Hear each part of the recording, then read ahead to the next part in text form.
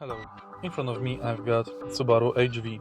In this video I'll show you how to change view on the top display.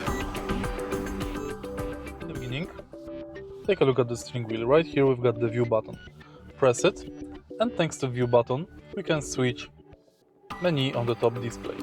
Right here we can see power distribution, rear camera,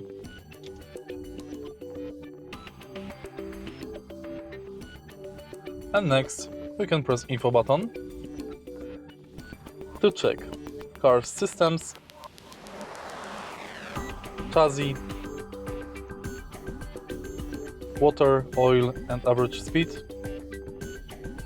our location, radio, average fuel consumption and range,